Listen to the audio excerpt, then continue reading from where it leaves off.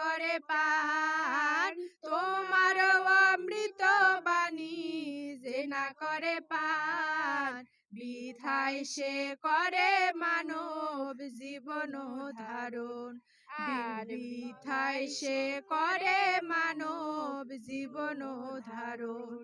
সুধা মাখা তোমার বাণী যে করে পঠন, সুধা মাখা তোমার বাণী যে করে শ্রবণ, পুণ্য নিজে সদাই করে তার কাছে গমন। আর পুণ্য নিজে সদাই করে তার কাছে গমন। হিন্দু হয়েও তোমার কথা যে বানাহি মানে, হিন্দু হয়েও তোমার কথা যে বানাহি শোনে।